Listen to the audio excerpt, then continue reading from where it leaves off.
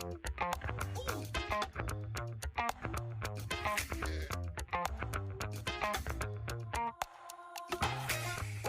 listening to the Roundin Third Baseball Podcast, presented by Beyond the Monster.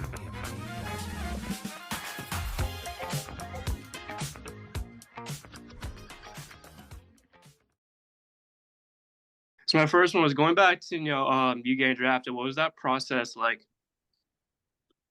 It was different than anyone else's, I'd imagine, because it was that 2020 year. Yep. So it was like COVID, and so after the season got canceled, we didn't really know like when the draft was going to be, if there was a draft, how long it would be, and so it was kind of like up in the air until pretty close to the actual date. And so like you had talked to teams all year, and you're like are pretty confident like in a 40 round.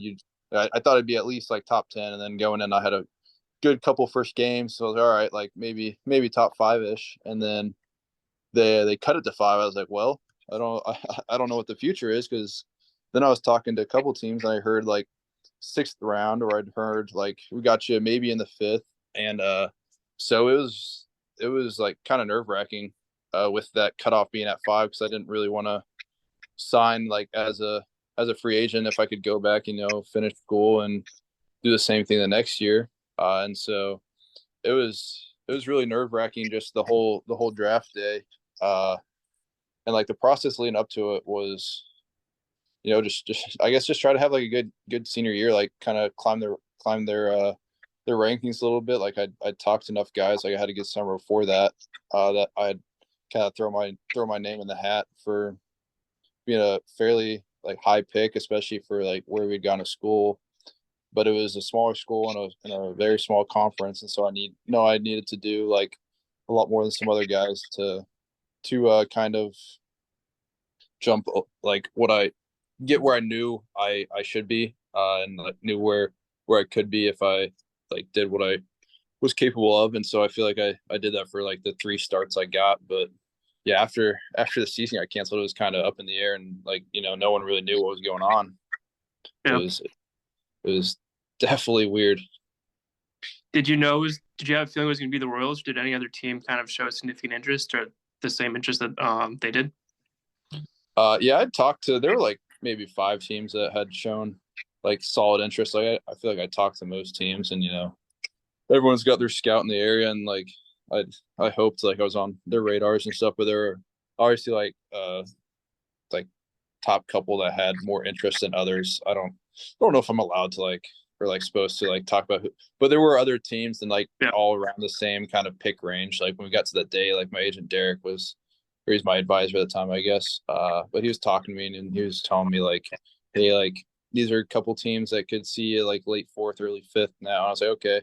And then like a couple of them like passed. I was like, uh-oh, it's like, oh no, got my whole family here, we're watching, and not going to get drafted. But no, the Royals came through at 135, and so that was huge. Yeah. What was it like to share that moment with your family there at the same time? I mean, it was pretty awesome seeing like my parents put in a lot of work driving me to tournaments, paying for everything, coming to all my games, making sure I had training, stuff like that. And so getting to share them with that was amazing. Show them that all their hard work for first 17 or like past 16, 17 years of baseball kind of paid off. And so that was awesome. And then getting to spend that time with my brother and sister too, like big brother is going to play professional baseball was awesome. And then girlfriend, now wife, was there, and she stuck around through all of the ups and the downs, and was there at that time in college. And it was a special moment, and just be able to spend it with all those people. I couldn't have asked a better group to be with. Yeah. I know you finished the 2023 year in AAA. How is kind of each level, challenging you? How have you had to evolve as you move closer to the majors? That's a good question. Like you don't think about it at the time. Like at least I did in 21. Like I was in 21. Like I was green to the whole professional baseball scene. Like everyone, we were just having like a good time. Like it still felt like college ball almost. Like it was a little less refined, like a little more like kind of you could get by with what you did in college. Like just, I threw hard, and I was I could occasionally throw my curveball in there, and by the end of the year it got better. But like it was just I could throw my fastball by everyone, like 10 times out of 10.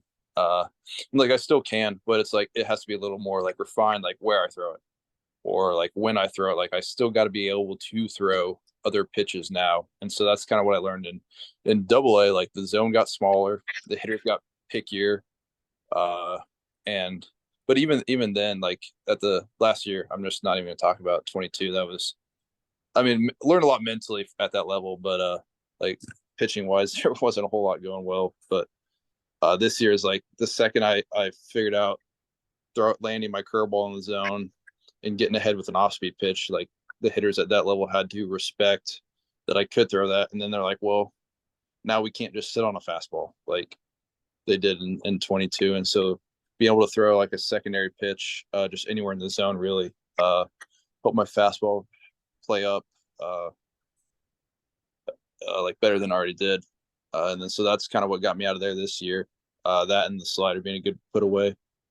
And then AAA, like there was a lot more physical things, like being able to stay ready every day, being able to be as sharp as you can every day, kind of deal. Like pitching, like AAA and the show is pretty similar. Like if I could throw my curveball for a strike like I did in Double A and whatever, I would have been fine. I just struggled to at that level, so that's why I know I need to do like pitching wise, but like physically, like being able to stay in it, like body wise and mentally, like being able to be ready every day is harder than people know. Cause like it's 150 games. Like it's a lot, like it's real easy to have like a lapse in focus kind of like 1 or 2 days. And then that could lead to a bad outing, and that bad outing could lead to more bad outings. And you're like, well, shit, what'd I do? But yeah, just being able to like take care of your body more, and like being able to be as sharp as you can every day. And then when you are pitching every day, you're not going to have your best stuff every day, even if like you do all you can. And so it's like learning how to pitch around. Like if you don't have your curveball, well, no need to try to force that, put yourself in bad counts. Like you go out there, you compete with what you got, and you just don't let your hitter know that you're down a pitch. You kind of know. And so just a lot of like more about like attacking the hitters and like just staying ready physically and mentally. Yeah, I was talking to a Red Sox prospect the other day, and he made it to Double A, and he said kind of the same thing, just with adjusting from, in Single A, you could always sit on the fastball, and then as he moved up, he was like, it got more difficult because pitchers obviously had a bigger arsenal to work with. Mm-hmm. Yep, that's definitely like the big jump, because you get a lot of guys with good fastballs and A ball, like a lot of flamethrowers. Oh, that's my snooze meeting. A lot of guys that are just, yeah, you can just throw it, and you're not in the zone all the time, but you get a lot of chase, at those levels, because the hitter's like, I need to be able to hit the fastball to get out. Pitcher's like, I need to be able to throw my fastball to get out. And so it's kind of two heads clashing there, and then the better fastballs prevail. And then at the next level, the hitters know I need to be able to hit off speed, or need to be able to like get on base more to get on. And so they get a little pickier, or they get a little better at hitting like your good stuff. And so if you can throw more good stuff in the zone, or like just be in the zone more with good stuff, it's it helps you get out there. Yeah, I know you've gotten some closing opportunities. Is that a role you kind of like being in that high leverage situation? Yeah, I love it. There's nothing like it, man. That gets your adrenaline going, for sure. Like middle relief's fine. You go 2-3 innings, you're like, all right, well, you're setting the table for those guys. But like the 7th, 8th, 9th inning, like just especially the 9th, like going out there, like if you're in the right spot, you're like, the game's over. Like I felt that a lot. Like I did that a lot in 21, and then I had a good stretch this year where I went through it, and then I'd done it in summer balls as well. And so it's a good feeling. Like I just like, there are not a lot of guys are made for that. Like I know McMillan feels the same way. Forrest, Cruz, MacArthur, like all those guys love it. And so it'll be a nice little competition for those spots. But it's definitely like, it just gets you going like the way that no other spot really does. And so it's nice to like be able to build on that adrenaline, especially like at the other team's place. Like you're in the 9th inning, you're winning on the road. It's like, these guys are all screwed now. Yeah, I'm a Red Sox fan, so watching like Kimbrel in 2018, and just I couldn't imagine like being a hitter and just staring back, especially with everything going on around those at bats. Yeah, no hitter will say they're scared, but like you go out there, you got a closer with a reputation. It's like, well, he's a little better. Like the second you start thinking about like everything about the pitcher, it skews it your way, and so that's part of it too. Like having that atmosphere, like that's you got all the closer interests or like the video board they play behind, like that all plays to the mental side of it, pumping the pitcher up and then taking the hitter down a notch. What's your walkout song to get pumped up? In pro ball, it's been "Do You Want to Taste It" by Wigwam. It was the oh shoot, John Cena. What was the show? Hold on. Good question.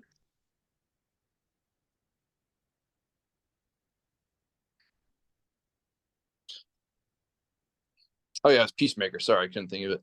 It was the theme song to Peacemaker, and they have a really funny intro dance. And so me and my buddy Jonah DePoto were watching that in Double A. And I was like, that'd be a really funny walkout song. And it's kind of like, do you want to taste it? Like, like egging them on a little bit. And so I thought it was a good combo. And it just, it makes me laugh a little bit out there. I'm like, all right, like kind of lightens the mood. So yeah.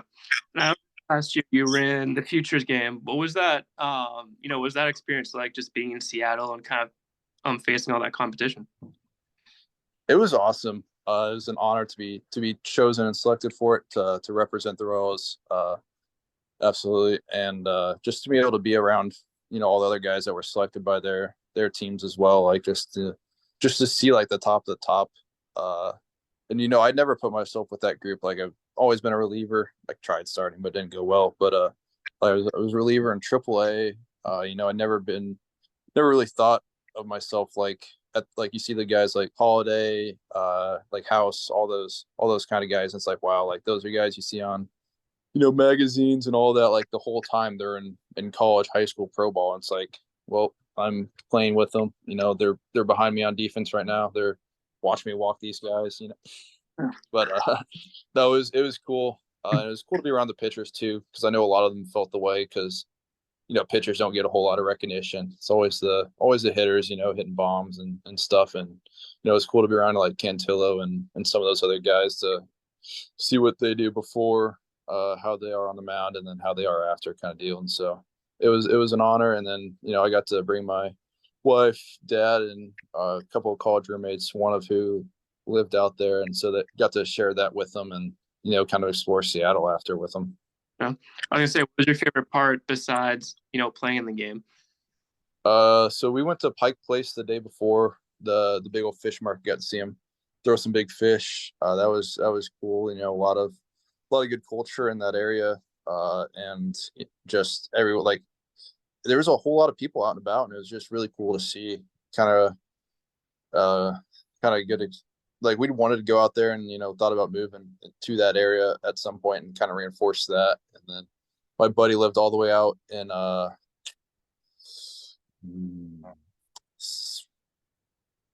don't know what city, but he's like an hour outside of the Seattle.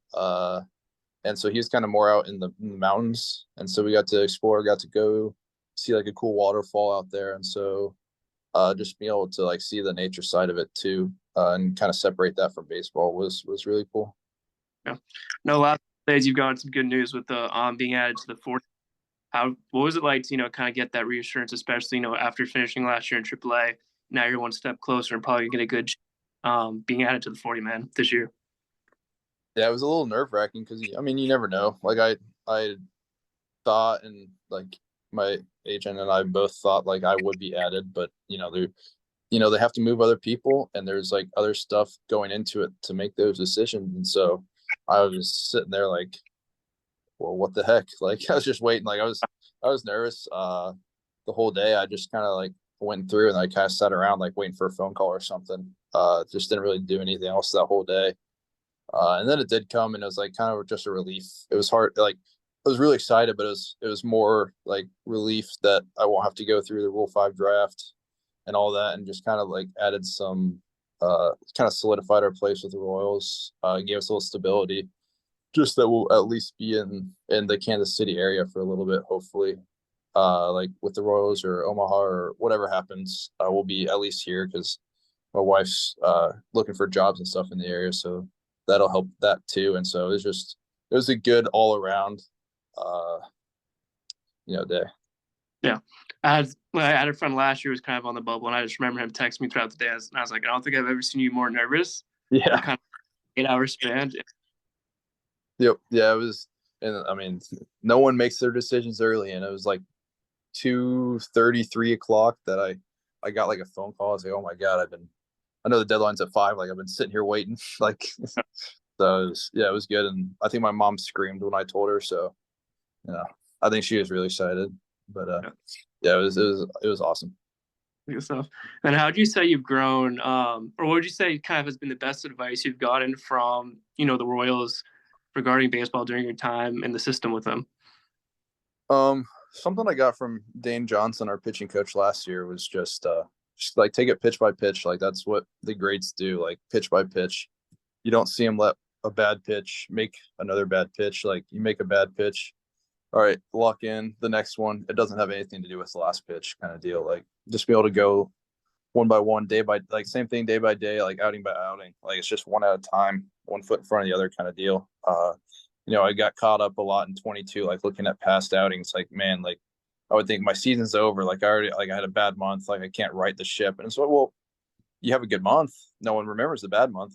And so that's kind of what I struggle with then. And I feel like this year it helped a lot. Like I did have a couple bad ones in a row, but it was like working on it pitch by pitch. Like they weren't as bad as they would have been in 22, or they had good parts in them that I could build off, like kind of stuff like that. And so it was just take it one at a time approach. And that's what like all the great players do. That's what they'll tell you. Just be able to lock back in for the next one, kind of deal. And so that's what really helps.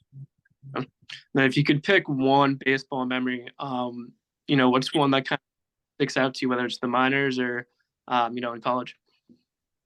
I mean, I'd have to say winning the high A championship in 21, like that team, it felt like so much of a college atmosphere. Like the further up you get in pros, like you'll still have like your friends and stuff, but it's a lot more like individualized. Like you got, like you're close to the show. Like you got to do what you have to do to make it.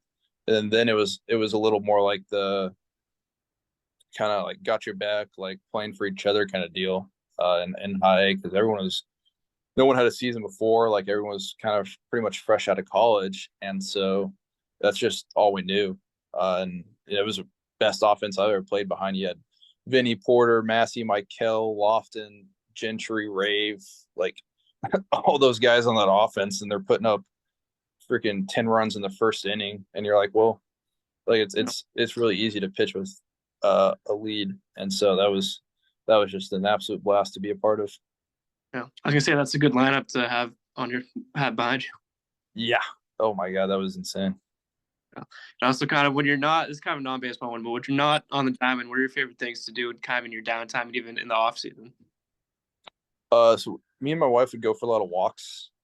This past year, like there was a cool nature area in AAA. There was a little park. Like a lot of deer, a lot of cool nature, big old lake that we could just walk around. So that was nice to kind of separate from baseball a little bit, like go have a picnic out there on our off days, stuff like that. Same thing in AA, like there was the Lake Fayetteville that we'd go walk around, cool trails and stuff like that. And then towards the end of the year, like when she was home, I'd go fish a lot with Christian Chamberlain and Walter Pennington, and we'd go fish for a couple hours, maybe catch nothing, maybe catch something. But it's just stuff to take your mind off it. And then here we do the same thing. Like we go for a lot of walks, go to the gym together. And then I play some video games. I collect some cards, I play like FIFA, and then I'm a little bit of a nerd. So I collect like Pokemon cards and stuff like that. But just all that. And then we've got 2 cats. So that's a full-time job, making sure they don't kill themselves, because they're not very bright. But and then just doing random stuff around St. Louis. Like there's a lot to do. Like people always think of downtown as like sketchy and a lot of crime and stuff. And it's like, well, you don't really have to go downtown. There's St. Charles, like O'Fallon, like Clayton, like a whole lot of stuff around. And so we just go explore the area and stuff like that. Yeah, St. Louis is a city I've never been to, but it's on top of my bucket list. Yeah, I was never a Cardinals fan, but I drive by Busch Stadium every day, and that's cool. And like I see the arch whenever I go to to pick her up from school and stuff. And so it's a lot cooler than because I grew up a Cubs fan, and so it's a lot cooler than I gave it credit for when I was growing up. But still don't like the Cardinals now that I'm in Kansas City. You know, it's not as much of a rivalry, but still is. But yeah, it's definitely a cool city, and there's a lot to do in and around the actual town.